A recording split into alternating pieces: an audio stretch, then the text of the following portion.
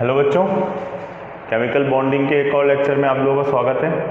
आज अपन chemical bonding से related कुछ चीज़ें अपन करने वाले हैं। तो केमिकल बॉन्डिंग की अगर बात की जाए आप लोगों के लिए बच्चों, तो आज अपन करेंगे वीबीटी। वीबीटी होती है वैलेंस बॉन्ड थियरी। वीबीटी क्या होता है? वैलेंस बॉन्ड थियरी के बारे में एक्सप्लेन करता है आप लोगों का वीबीटी की। वैलेंस बॉन्ड थियरी क्या होती है, जरा देखो कैसे रिलेट करेंगे वीबीटी को। अपन ओवरलैपिंग की बात को इधर डिस्कस करेंगे। क्या? ओवरलैपिंग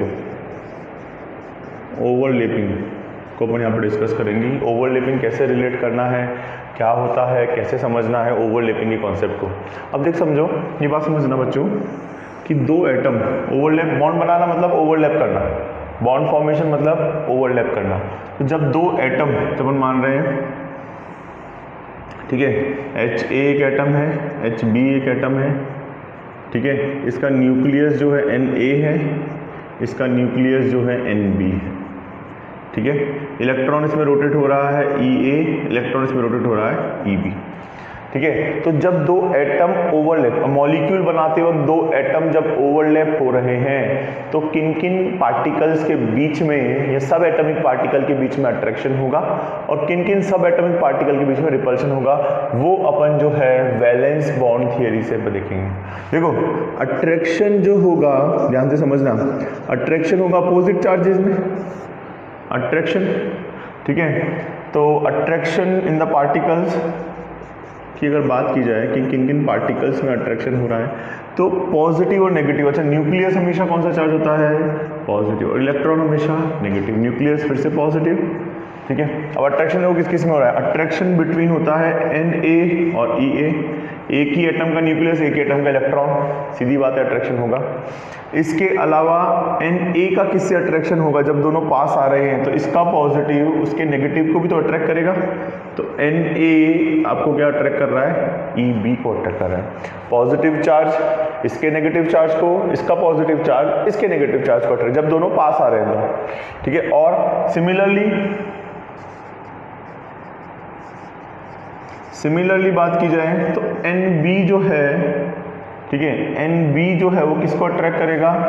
Eb को अट्रैक्ट करेगा।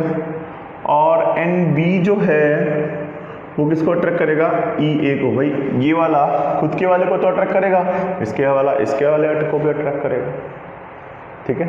अब रिपल्शन की बात कर ली जाए।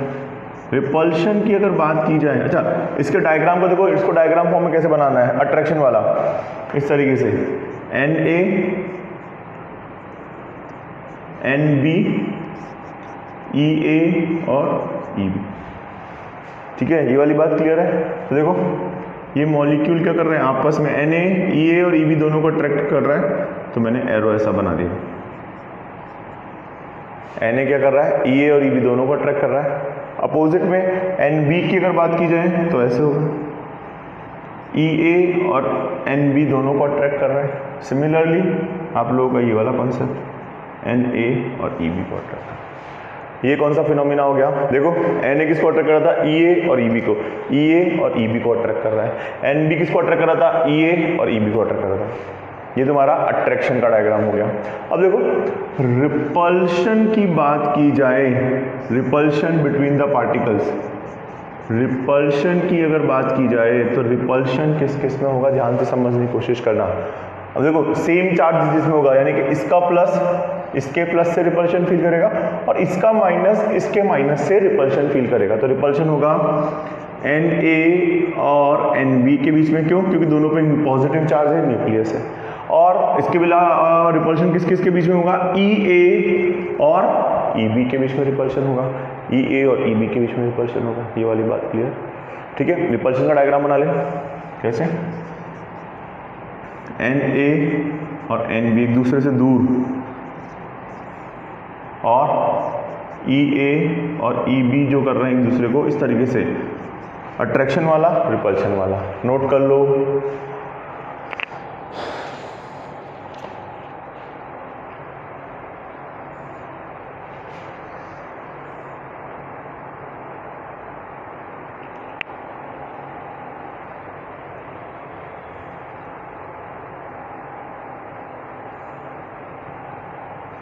ठीक है।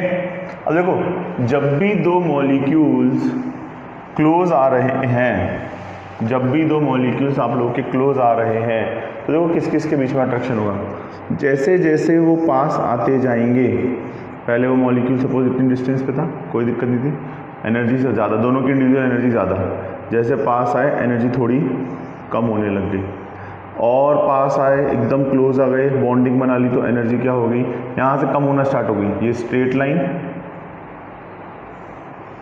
इस पॉइंट पर क्या हो गई एनर्जी इस तरीके से ग्राफ, फिर डिस्टेंस वापस बढ़ती जाएगी तो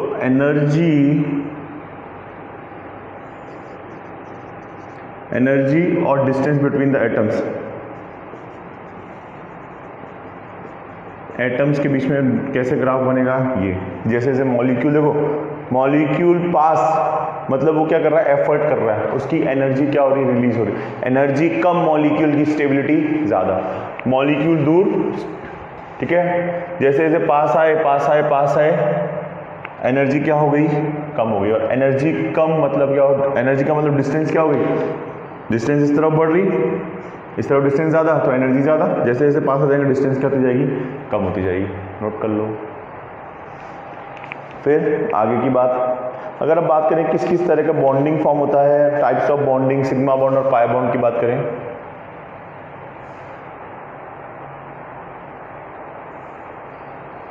ठीक है। नेक्स्ट देखो टाइप्स ऑफ बॉन्डिंग कौन कौन सी बॉन्ड होती है।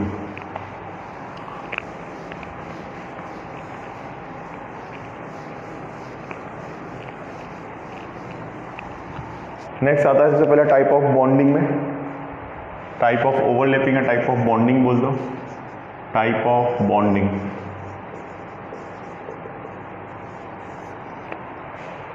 ठीक है, अब टाइप ऑफ बॉन्डिंग की बात की जाए तो सबसे पहला आता है उसमें sigma bond.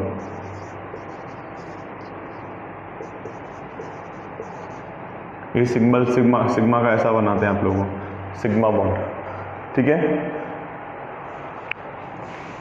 In this type of bonding, end-to-end overlapping between the atoms. In this type of bonding, end-to-end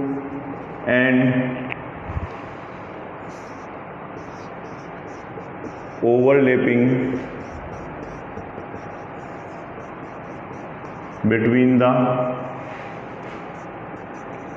atoms, end to end overlapping between the atoms, की दोनों एटम के बीच में एंड टू एंड ओवरलैपिंग होती है, ठीक है। या फिर एंड टू एंड ओवरलैपिंग, या फिर इसको लिख लेना head on overlapping, then sigma bond is formed, sigma bond is formed.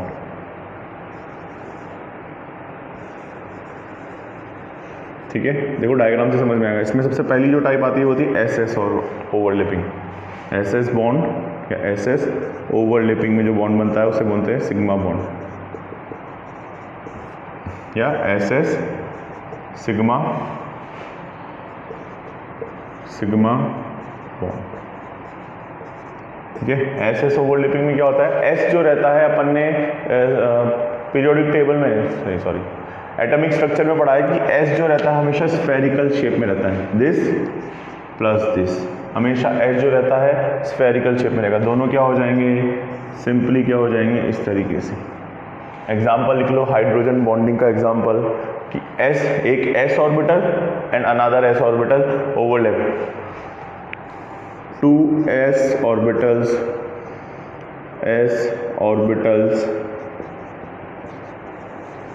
overlap with each other, note कर लो, with each other, नोट किया, क्लियर है। फिर आता है ऊपर SP overlapping,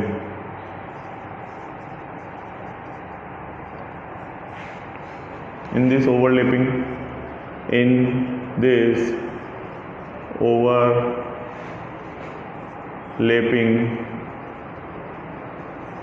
one s orbital and one p orbital, one p orbital overlap with each other। एक दूसरे से ओवरलैप होते हैं, एक s ऑर्बिटल और एक जो रहता है आप लोगों का p ऑर्बिटल रहता है। ये वाली बात क्लियर? कैसे? देखो s ऑर्बिटल का डायग्राम आप लोगों का स्फेरिकल होता है, p ऑर्बिटल का डायग्राम जो रहता है हमेशा ये रहता है। ये आप लोगों ने एटॉमिक स्ट्रक्चर में पढ़ा है। दोनों क्या करेंगे, एक बॉन्ड बनाएंगे जिसे बोलेंगे s और ये p, sp ओवरलैपिंग। ठीक है, क्लियर है? वन एस सिग्मा बॉन्ड में तीन तरीके, एस एस ओवरलैपिंग से बनता है, पी पी ओवरलैपिंग से बनता है, सॉरी एस पी ओवरलैपिंग से बनता है, और थर्ड टाइप जो आता है वो आता है आप लोगों का P P overlapping.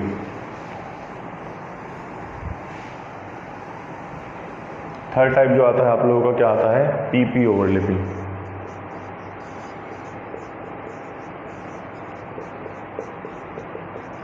P P overlapping. ठीक है, in this type of overlapping, in this type of overlapping, two p orbitals, कितने?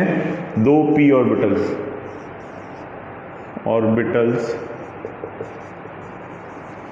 overlap with each other। क्या कर रहे हैं, दो p ऑर्बिटल जो है आपस में ओवरलैप हो रहे हैं।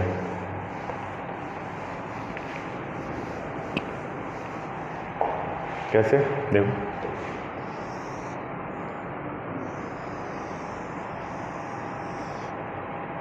एक p ऑर्बिटल, दोनों आपस में ऐड हो जाएंगे,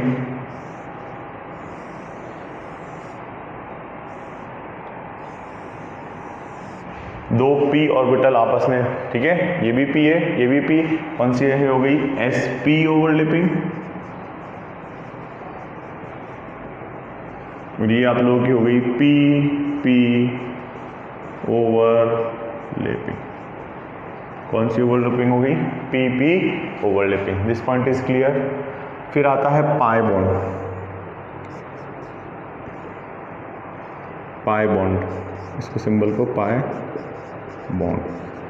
देखो पाई बॉन्ड में क्या होता है, अच्छा पाई बॉन्ड जो रहता है ऐसा, तुमने कार्बन डायग्राम देखा, देखो सबसे पहला जो दो एटम के बीच में बॉन्ड बनता है वो हमेशा सिग्मा बॉन्ड, और उसके बाद जो बनता है आप लोगों का बच्चों वो क्या होता है, ये एक्स्ट्रा जो डॉटेड बॉन्ड बताया है ये होता है pi bond. Sigma bond, pi bond. ठीक है, अब पाई बॉन्ड जो रहता है हमेशा आपस में पैरेलल और मेन एक्सिस के परपेंडिकुलर। देखो ये मेन एक्सिस है, ये ऐसा होता है, ये डायग्राम ऐसा होता है, ये आपस में इस तरीके से ओवरलैप हो रहे हैं। तो pi bond is always, pi bond is always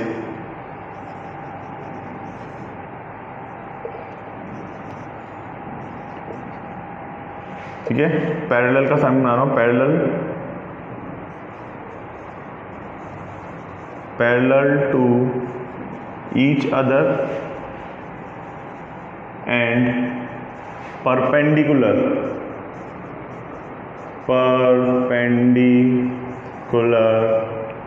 to internuclear axis के जो है वो परपेंडिकुलर। ये मेन एक्सिस के क्या होता है, परपेंडिकुलर होता है। आप लोगों के डायग्राम में इस तरीके से, ठीक है, डायग्राम बना के आपको समझ में आ जाएगा। ये तुम्हारा पाई, ये तुम्हारा दूसरा पाई, और आप लोगों का ये ऐसे बन जाएगा। ठीक है, आपस में क्या होता है, पैरेलल, और ये मेन एक्सिस होता है, उसके क्या होता है, परपेंडिकुलर। नोट कर लो, अच्छे से नोट कर लो बच्चों, ठीक है।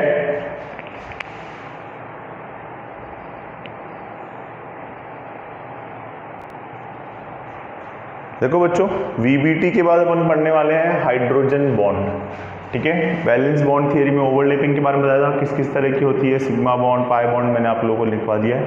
अब बात करते हैं हाइड्रोजन बॉन्ड। हाइड्रोजन बॉन्ड क्या देखा गया, ये बहुत इंपॉर्टेंट रोल प्ले करता है। देखो कैसे, उन्होंने साइंटिस्ट ने क्या देखा, जैसे सपोज HF का मॉलिक्यूल का एग्जांपल लो, पहले मॉलिक्यूल का एग्जांपल लो। H और F के बीच में तुम्हें पता है कोवलेंट बॉन्ड बन रहा है, दोनों का ऑक्टेट वाला। H और F के बीच में भी कोवलेंट बॉन्ड बन रहा है। लेकिन क्या ऑब्जर्व किया कि फ्लोरीन क्या करता है, इसके साथ एक वीक अट्रैक्शन, फ्लोरीन क्या करता है, इसके साथ एक वीक अट्रैक्शन फोर्स शो करता है, इसे बोलते हैं H बॉन्ड या हाइड्रोजन। एक क्या कर रहा है, एक वीक अट्रैक्शन फोर्स शो कर रहा है, किसको रिप्रेजेंट कर रहा है, हाइड्रोजन बॉन्ड को रिप्रेजेंट कर रहा है, एक वीक अट्रैक्शन फोर्स की। ये वाली बात क्लियर है। देखो उसने क्या बोला, अच्छा हाइड्रोजन बॉन्ड, ये इस तरह का बॉन्ड जो कहलाता है वो हाइड्रोजन, ये तो नॉर्मल तुम्हारा कोवलेंट बॉन्ड था, ये तुम्हारा कोवलेंट बॉन्ड था। ये जो नया बॉन्ड बना ये क्या बोल रहा है, हाइड्रोजन बॉन्ड बना रहा है। हाइड्रोजन बॉन्ड बेटा कहाँ पे है, अपने बॉडी में DNA के जो कंपाउंड्स हैं, एडेनिन, थाइमिन, ग्वानिन, साइटोसिन, ये तुम्हारे और बायोमॉलिक्यूल्स में आता है, ठीक है, नेक्स्ट ईयर बताएंगे। लेकिन वहाँ पे हाइड्रोजन बॉन्ड होता है। इसके अलावा वाटर मॉलिक्यूल्स। अच्छा, हाइड्रोजन बॉन्ड बनाने के लिए डेफिनेशन देखो, hydrogen bond can be defined as the attractive force which bind hydrogen atom of one molecule with the electronegative element of another molecule. क्या इलेक्ट्रोनेगेटिव एलिमेंट क्या करता है, वन मॉलिक्यूल के हाइड्रोजन को दूसरे मॉलिक्यूल के इलेक्ट्रोनेगेटिव एलिमेंट से bound करता है, बाइंड करता है, मतलब एक तरह का अट्रैक्शन फोर्स मिला। अच्छा, हाइड्रोजन बॉन्ड बनाने वाले सिर्फ ये 3 एलिमेंट ही हैं पीरियोडिक टेबल में, फ्लोरीन, ऑक्सीजन और नाइट्रोजन। कंडीशन क्या है, इलेक्ट्रोनेगेटिविटी जो होनी चाहिए वो बहुत ज़्यादा होनी चाहिए हाइड्रोजन बॉन्ड बनाने के लिए, और साइज जो रहना चाहिए वो छोटा होना चाहिए। अगर आप लोगों को याद नहीं रहे तो आप लोगों को याद रखना है फोन मतलब फ्लोरीन, ऑक्सीजन और नाइट्रोजन, ये 3 एलिमेंट ही हैं जो आपके हाइड्रोजन बॉन्ड बनाते हैं। इसके अलावा कोई अदर एलिमेंट जो है हाइड्रोजन बॉन्ड का फॉर्मेशन नहीं करते। क्लियर है, phone, fluorine, oxygen, nitrogen, electronegativity ज़्यादा, साइज छोटा, क्या करते हैं, एक वीक अट्रैक्शन फोर्स जनरेट करते हैं, जिसको किसको रिप्रेजेंट करता है, हाइड्रोजन बॉन्ड को रिप्रेजेंट करता है। एक वीक अट्रैक्शन फोर्स काम करता है, किसको रिप्रेजेंट करता है, हाइड्रोजन बॉन्ड को रिप्रेजेंट करता है। क्लियर है अच्छे से, हाइड्रोजन बॉन्ड को कौन रिप्रेजेंट करता है, कैसे रिप्रेजेंट करता है, ठीक है। एक वीक अट्रैक्शन फोर्स काम करता है, किसको रिप्रेजेंट करता है, हाइड्रोजन बॉन्ड को रिप्रेजेंट करता है। हाइड्रोजन बॉन्ड समझ में आया आप लोगों को, क्लियर, ओके बच्चों, रब कर दें इसे। अच्छा, समझ में आया, एक वीक अट्रैक्शन फोर्स काम कर रहा है यहाँ पे। इसके अलावा ऐसा नहीं, H2 देखो, H2 का एग्जाम्पल देख लो, हाइड्रोजन हाइड्रोजन हाइड्रोजन हाइड्रोजन, अभी क्या कर रहा है, एक वीक अट्रैक्शन फोर्स काम कर रहा है। इसे कौन सा बोल देंगे, H बॉन्ड या हाइड्रोजन। क्लियर है कि एक बाइंड करने का, ये तो अपने आप में कोवलेंट बॉन्ड था, ये कोवलेंट बॉन्ड था, लेकिन क्या किया, एक हाइड्रोजन बॉन्ड फॉर्म कर लिया। Condition, electronegativity should be high, electronegativity आप लोगों को पता है, साइज शुड बी स्मॉल। सिर्फ 3 एलिमेंट्स, फोन, फ्लोरीन, ऑक्सीजन और नाइट्रोजन, 3 एलिमेंट जो है वो हाइड्रोजन बॉन्ड बनाते हैं। नेक्स्ट आता है, इसमें 2 टाइप होते हैं, 2 टाइप की बॉन्डिंग होती है, इंटरमॉलिक्यूलर और इंट्रामॉलिक्यूलर हाइड्रोजन बॉन्डिंग। तो पहला आता है इंटर मॉलिक्यूलर H बॉन्ड। क्या करता है, inter molecular H bond. Inter molecular H bond क्या करता है, 2 सेम टाइप के मॉलिक्यूल्स या डिफरेंट टाइप के मॉलिक्यूल्स। अच्छा, इंटर स्टेट और इंट्रा स्टेट 2 तरह की बॉन्डिंग होती है, एक इंटर मॉलिक्यूलर हाइड्रोजन बॉन्डिंग होती है, एक होती है intra molecular H bonding. Intermolecular hydrogen bond और इंट्रामॉलिक्यूलर हाइड्रोजन बॉन्ड। इंटरमॉलिक्यूलर में क्या होता है, सेम और डिफरेंट, बस 2 अलग अलग मॉलिक्यूल्स के बीच में होता है। फॉर एग्जांपल ये वाला H2O वाला आपने एग्जांपल देखा तो ये हो गया OH,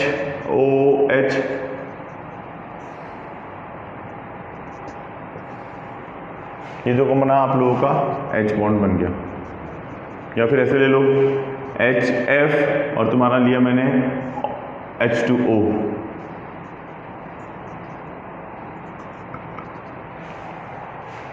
ठीक है, when the bond form between two or more than two molecules, when the bond form between, when the H bond form between, when the H bond form between two or more than two,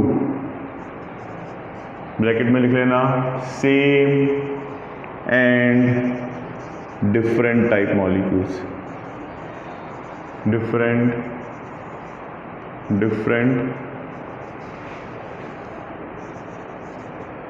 same and different type, ठीक है, molecules.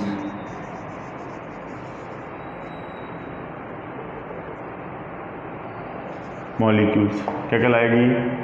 ये क्या कहलाएगी? Inter molecular H bonding कहलाएगी, जो दो या same या दो अलग अलग एटम के बीच में, पर दो के बीच में बनेगा। ठीक है, नेक्स्ट इंट्रा मॉलिक्यूलर। इंट्रा मतलब होता है एक ही, इंटर स्कूल कंपटीशन, दो या दो से ज्यादा स्कूल के बीच में, इंट्रा मतलब एक ही स्कूल के बीच में। ठीक है, तो बच्चों के बीच में। तो when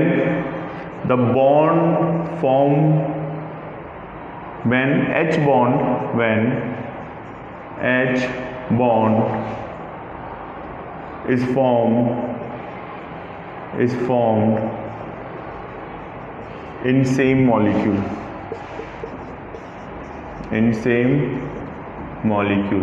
अगर ये बॉन्ड जो है एक ही मॉलिक्यूल में बनता है तो क्या कहलाता है? It is called intra molecular H bond, intra molecular H bond. Example orthonitrophenol, ये तुम्हारा OH और ये नाइट्रोजन कंपाउंड ऐसा होता है,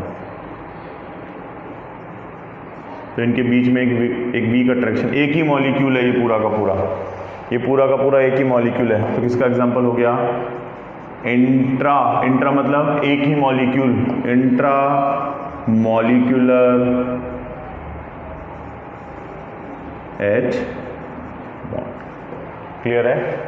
हाइड्रोजन बॉन्ड, फ्लोरीन, ऑक्सीजन और नाइट्रोजन, ये तीन एलिमेंट जो है आप लोग का हाइड्रोजन बॉन्ड बनाते हैं। क्लियर है? नोट कर लो। तो आई होप आप लोगों को दो टॉपिक समझ में आ जाएंगे। नेक्स्ट सेंटर पर हाइब्रिडाइजेशन स्टार्ट करेंगे। आई होप इनको रिटर्न करो, नोट्स है, लिखो अच्छे से, कोई डाउट है तो पूछ लेना। तो आज के लिए इतना ही बहुत है बच्चों। Thank you from my side, all the best, bye bye, take care, God bless you, thank you.